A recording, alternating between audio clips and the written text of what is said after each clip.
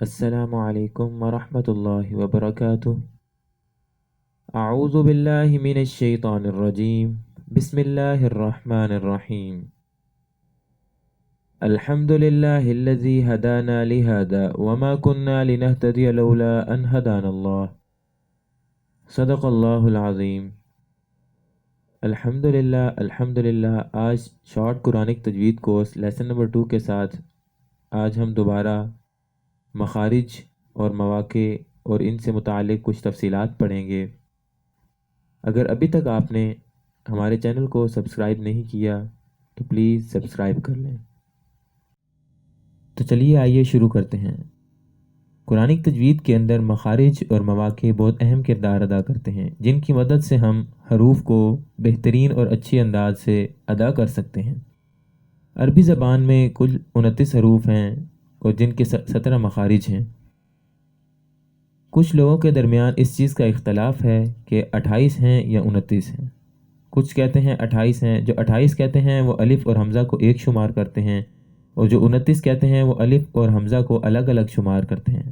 دراصل الف کے اوپر اگر حرکت لگا دی جائے تو وہ حمزہ بن جاتا ہے، اگر حرکت نہ ہو تو وہ الف رہتا ہے۔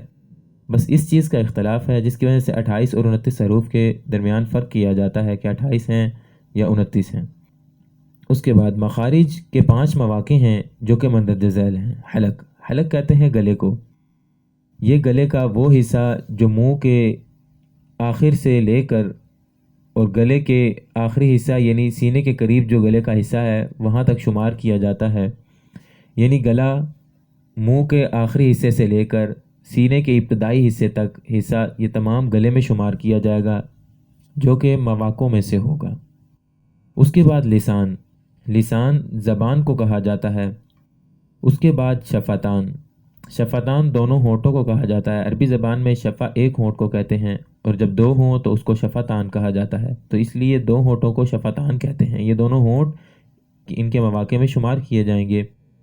خیشوم ناک کے خالی حصے کو کہا جاتا ہے، اس میں صرف آواز کو چھپایا جاتا ہے۔ جوف دہن منہ کے خالی حصے کو کہا جاتا ہے۔ حروف مخارج سے نکلتے ہیں اور مخارج مواقع سے نکلتے ہیں۔ اس چیز کو اچھے سے یاد کریں کہ حروف مخارج سے نکلتے ہیں۔ مخارج 17 ہیں، مواقع 5 ہیں۔ حروف مخارج سے نکلتے ہیں اور مخارج مواقع سے نکلتے ہیں۔ یہ آپ کا مخارج اور مواقع مکس نہ ہو جائے، اس چیز کا خصوصی خیال رکھیں۔ مخارج 17 ہیں، مواقع 5 ہیں، یعنی مواقع یعنی جگہوں کو کہا جاتا ہے۔ مخارج ان کے اندر سے نکلنے والی جگہ کو کہا جاتا ہے جہاں سے حروف کی ادائیگی ہوتی ہے۔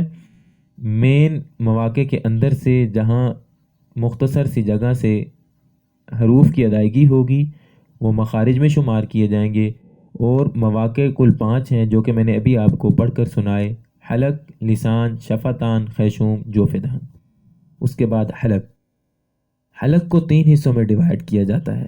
حلق کا وہ حصہ جو منہ کے قریب ہوتا ہے اس کو ادنا حلق کہا جاتا ہے، اس سے غین اور خا نکلتے ہیں۔ اس کے بعد وسطی حلق گلے کے درمیانی حصے کو کہا جاتا ہے، اس سے عین اور حا نکلتے ہیں۔ اقصی حلق گلے کے آخری حصہ جو کہ سینے کے قریب ہوتا ہے اس کو کہا جاتا ہے، اس سے حمزہ اور ہا نکلتے ہیں۔ ادنا کہتے ہیں کمتر اور قریب تر کو، تو جو حصہ گلے کا منہ کے قریب ہوگا اس کو ادنا حلق کہا جائے گا، اور جو سب سے دور ہوگا، اقصی کہا جاتا ہے دور کو، تو جو سب سے دور ہوگا اس کو اقصی حلق کہیں گے، اور جو ادنا حلق اور اقصی حلق کے درمیان ہوگا اس کو ہم وسطی حلق کہیں گے۔ اس کے بعد لسان کو خاص طور پر 5 حصوں میں ڈیوائیڈ کیا جاتا ہے۔ جو 5 حصے ہیں وہ یہ ہیں: رأس اللسان، طرف اللسان، حفت اللسان، اقصی لسان، وسط اللسان۔ یہ 5 حصے ہیں۔ حافت اللسان کو پھر 3 حصوں میں ڈیوائیڈ کیا جاتا ہے، لیکن یہ ہمارے کورس سے متعلق نہیں، اس میں ہم زیادہ تفصیل سے نہیں، بس اس کے نام اسی طرح ہوں گے کہ حافہ کو جب 3 حصوں میں ڈیوائیڈ کیا جائے گا تو وہ ادنا حافہ، وسطی حافہ اور اقصی حافہ کہا جائے گا۔ اس کے بعد شفتان ہے۔ شفتان جیسا کہ میں نے آپ کو بتایا 2 ہونٹوں کو کہا جاتا ہے، تو 2 ہونٹ جب بھی دانتوں کے ساتھ ملیں گے تو حروف ادا ہوں گے، تو جو ان دونوں کے کمبینیشن سے ادا ہوں گے ان میں شفتان شمار کیا جائے گا، تو شفتان سے بھی کچھ حروف ادا کیے جاتے ہیں۔ اس کے بعد خیشوم ہے۔ خیشوم جیسا کہ میں نے آپ کو بتایا ناک ہے، ناک کے خالی حصے کے اندر جب آواز کو چھپایا جاتا ہے تو اسی ناک کا استعمال صرف اسی صورت میں کیا جاتا ہے کہ جب حروف کی ادائیگی کو چھپایا جائے۔ اس کے بعد جوف دہن، جوف دہن منہ کا خالی حصہ ہے، اس سے بھی کچھ حروف کی آواز نکلتی ہے۔ اس کے بعد دانتوں اور داڑوں کے نام، کل 6 نام ہیں جو کہ دانتوں اور داڑوں کے ہیں، جن میں سے 3 دانتوں کے نام ہیں ثنایا، رباعی، انیاب، اور داڑوں کے بھی اسی طرح 3 نام ہیں دواحک، تواحن اور نواجس۔ جو 3 دانت ہیں وہ یہ ہیں ثنایا، رباعی، انیاب۔ ثنایا پہلے 2 دانتوں کو کہا جاتا ہے اور اس کو پھر 2 حصوں میں تقسیم کیا جاتا ہے۔ جو 2 دانت نیچے ہوں گے ان کو ثنایا سفلا یعنی نیچے والے ثنایا کہا جائے گا، اور جو اوپر والے ہوں گے ان کو ثنایا علیا کہا جائے گا یعنی اوپر والے دانت۔ اسی طرح رباعی انیاب میں بھی ہوگا۔ اس کے بعد رباعی ان دانتوں کو کہا جاتا ہے جن کے بعد آپ کا 1/4 یا 1/4 حصہ دانتوں اور داڑوں کا مکمل ہو چکا ہوتا ہے۔ یہ پہلے 2 دانتوں کے سائڈوں پر نکلنے والے دانت ہوتے ہیں جو اکثر بچوں کے پہلے نکلتے ہیں۔ یہ 1/4 حصے کو مکمل کرتے ہیں، اسی لیے ان کو رباعی کہا جاتا ہے۔ عربی زبان میں رباعی 1/4 کو کہا جاتا ہے۔ اس کے بعد انیاب، انیاب ان دانتوں کو کہا جاتا ہے جو نوکیلے ہوتے ہیں، جس طرح کے جانوروں کے جو خون خوار جانور ہیں ان کے نوکیلے دانت ہوتے ہیں جن کو وہ چیر پھاڑ کے لیے استعمال کرتے ہیں۔ اس کے بعد داڑوں کے 3 نام ہیں دواحک، تواحن اور نواجس۔ دواحک ان داڑوں کو کہا جاتا ہے جو اکثر انسان کی ہنسنے کے دوران یا مسکرانے کے دوران سامنے باہر نظر آتی ہیں دیکھنے والے کو، تو ان داڑوں کو دواحک کہا جاتا ہے، یہ ضاحکہ سے ہے۔ اس کے بعد تواحن، تواحن ان داڑوں کو کہا جاتا ہے جو کہ چبانے کے کام آتی ہیں۔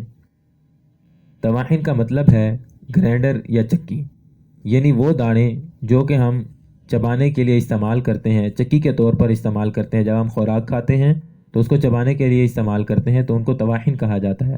اس کے بعد آخری 2 داڑیں جو انسان کی اکثر بڑی عمر میں جا کر نکلتی ہیں، نواجس، جس کی بہت زیادہ تکلیف بھی ہوتی ہے، ان کو عقد بھی کہا جاتا ہے کہ اس کے بعد انسان کے 32 دانت اور داڑیں مکمل ہو جاتے ہیں۔ اسی لیے ان کو عقد بھی کہا جاتا ہے کیونکہ اس کے بعد انسان کے دانت اور داڑیں مکمل ہو جاتی ہیں اور اس کے بعد انسان کا کوئی بھی دانت یا داڑھ نہیں نکلتی۔ تو یہ 32 کے 32 دانت جو کہ میں نے ابھی آپ کو بتائے، ان کے نام بھی اچھے سے یاد کر لیجئے گا، یہ مکس ہونے کے قریب ہوتے ہیں کیونکہ یہ آپ نے اکثر سنے نہیں اس لیے مشکل ہوتا ہے، لیکن میں نے ان کی تفصیلات کوشش کی کہ بتاؤں تاکہ آپ کو یاد کرنے میں آسانی ہو۔ تو یہ تھا آج کا لیسن نمبر 2، جس میں ہم نے مخارج اور مواقع پڑھے۔ انشاءاللہ اگلے لیسن میں ہم عربی حروف تہجی کے حروف کو ادا کرنے کے مخارج اور مواقع پڑھیں گے کہ ان کو کس جگہ سے ادا کیا جاتا ہے، اور یہ 17 ہیں جیسا کہ میں نے ابھی آپ کو بتایا کہ 29 حروف کے 17 مخارج ہیں، تو ان حروفوں کو ادا کس طرح کیا جاتا ہے، ان کے مخارج بھی پڑھیں گے، ان حروفوں کو بھی پڑھیں گے۔ تو آپ ان دونوں پچھلے لیسنز کو اچھے سے یاد کر لیں تاکہ آپ کو جب وہاں پر ان مخارج یا مواقع میں سے کسی کا نام لیا جائے تو آپ کو فوراً یاد آ جائے کہ کون سے موقع اور کون سے مخرج کی بات کی جا رہی ہے، آپ کی زبان آپ کے پڑھنے میں آسانی کرے، کیونکہ آپ کے ذہن میں کچھ تصور ہوگا تو آپ کی زبان اسی کے مطابق چلے گی۔ اس لیے آپ اس کو اچھے سے یاد کریں جو پہلے 2 لیسن ہیں، تاکہ ہم جب عربی زبان کے حروف تہجی کو پڑھیں تو آپ کے لیے پڑھنے میں آسانی ہو۔ تو انشاءاللہ نیکسٹ لیسن میں دوبارہ ملاقات ہوگی۔ والسلام علیکم ورحمۃ اللہ وبرکاتہ۔